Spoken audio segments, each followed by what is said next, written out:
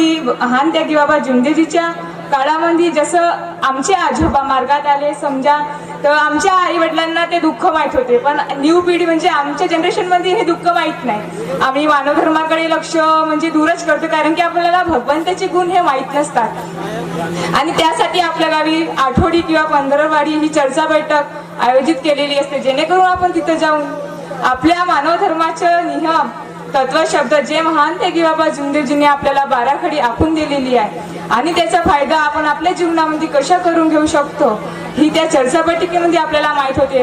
आताच्या जमान्यामध्ये तर मुलांना जास्त भगवंतापेक्षा इंटरनेटवर जास्त विश्वास आहे. इंटरनेटवर पण विश्वास ठेवा, तसं माझं म्हणणं नाही की नको ठेवा म्हणून, पण एक लक्ष आपण एका भगवंताकडे लावून जरी आपण एक आपला योग मागितला तर तो योगाचा आपल्याला उद्धार का होते ह्या जीवनामध्ये ही त्या मुलांना मुलींना समजते.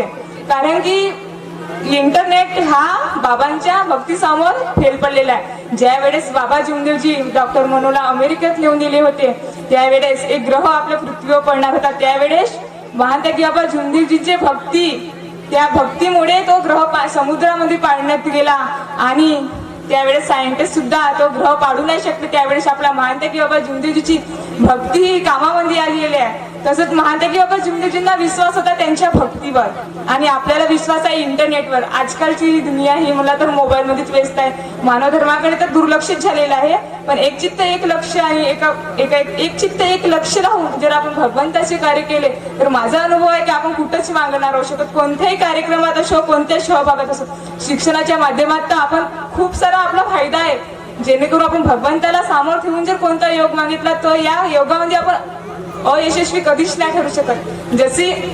जसं दूध हा पवित्र आहे हे सर्वांनाच माहित आहे, तसंच जसं ज्यांना आई नाही आहे त्यांना विचारा की आईची किंमत काय आहे. ज्यावेळेस आपण कितीही बैमानी करून किती काही करून असत्याच्या मार्गाने जरी आपण चालत असू, पण एक दिवस आपल्याला सत्तेच्याच मार्गावर जगायचं आहे. कारण की हा दूध हा पवित्र आहे, याचा अर्थच असा आहे की माणूस हा जिंदगीभर असत्याचे जरी मार्ग करत असो, पण शेवट तो जाहीर तर सत्तेच्याच मार्गाने जावे लागेल. जरी आई वडिलांनी आपल्याला जन्म दिला तरी मार्ग हा स्वतःला निवडा लागते.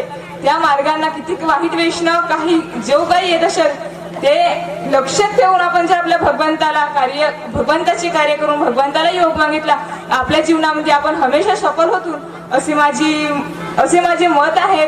आणि आपल्या जीवनामध्ये जे काही होतात ते आपले कर्मच होतात. आपण जर आपले नशीब जर बदलवायचे असतील तर आपण आपले कर्म करून आपण आपले नशीब बदलवू शकतो असं माझं म्हणणं आहे. एवढे बोलून मी माझे 2 शब्द पूर्ण करते. सर्वांना माझे नमस्कार.